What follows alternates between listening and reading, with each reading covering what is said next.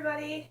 Today I'm going to be making some applesauce as it is apple season, which is a very exciting time of year for me.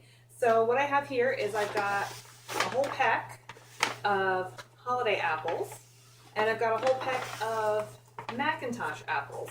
You can see they look different. Different apples have different flavors.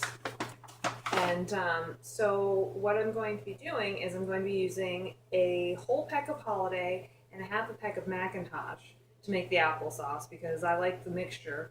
I used it last year and it just had the nicest spicy flavor without having to use too much sugar or too many different types of spices. My husband doesn't really like it if I do like a really heavily spiced applesauce with cloves and allspice. He's kind of a hater. So anyway, so I like to keep it simple for him with cinnamon. So you're going to need jars to put your canning in. I like to put my applesauce in quart-sized jars and then portion it out into Gladware or whatever when I send it with my husband for lunch. You'll also need a water bath canner. You'll need lids. You'll need bands. You'll need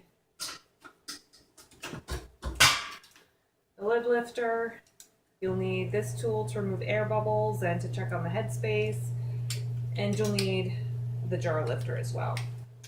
So the first thing we're going to do is we're going to go ahead and wash all the apples. And I'm going to quarter them. I use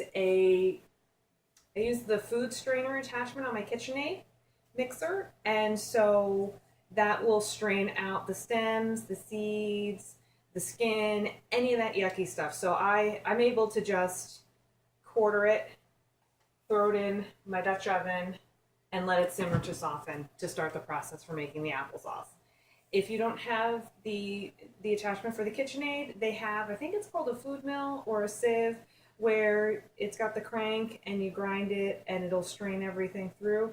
If you don't have any of those tools, that's okay. I would recommend in that case peeling the apples and quartering them and then removing the seeds and any of the stems and the bud at the bottom. So I'm quartering some more of the apples right now so you can just kind of see how easy it is. Just add it into the pot. The pot's getting a little full, but that's okay because the apples cook down really, really quickly. So what I'll do is after I get done quartering them, I'm going to add a little bit of water so that the apples don't burn or stick, and then get the lid to sit on as best I can. And then as they cook down, the lid will sit in just right. And then I'll be ready to move on to the second step of the applesauce making. So I'm using a mixture of Macintosh and holiday apples, but if you have different apples that are your favorites, then you can use that instead. I just personally prefer the spiciness of these types of apples, but if you like Red Delicious, you can mix Red Delicious and Macintosh. I've done that before. That makes a nice mixture. And if you just prefer Red Delicious, you can do all Red Delicious. If you like Honeycrisp, which they're my favorite apple, I know that would make a delicious applesauce. I just prefer to eat them when they're nice and cold. So I think I'm probably going to stop here with the Macintosh because this is quite full. And I'm going to fill this up with water now. Now, the other thing that needs to be said is your jars need to be clean and sanitized, and you want them hot. The reason you want them to be hot is because you're going to be putting hot applesauce into jars. And if you put something that's hot into a cold jar, it's going to break. So I'm just going to put 2 cups of water in here, and that should be fine to keep it from sticking.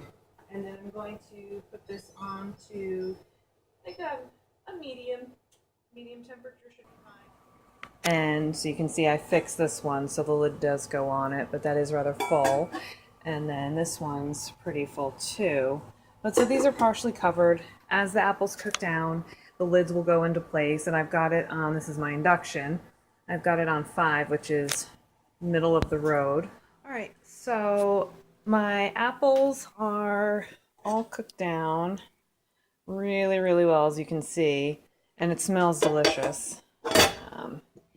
This guy did really well too. So now the next step is to deal with straining it and mashing it. And the best way that I've found to do that is with the KitchenAid. So I've got here, you see, I've got, this is part of their vegetable set.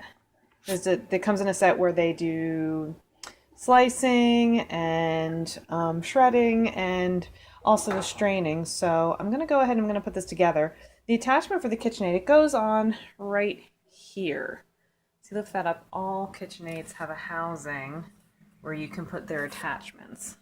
So I'm going to try and position this someplace where my phone won't melt and where you can see me put this whole thing together.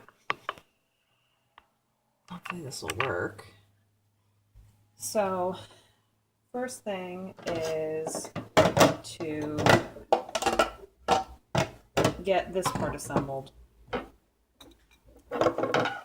So I take this part with the spring and I put that inside this spirally guy. Fits in like that. And I put him in here so that the this part comes out the back. And I push that through. Then I put the mesh part on top of that. And I take this, there's probably technical terms like couplings and all sorts of stuff, but I'm going to take the lid or the band and screw this on nice and tight, like that. So it's all together. Then I take this part and I put it over, so it's like that. Then I put it in here. To unscrew this screw first.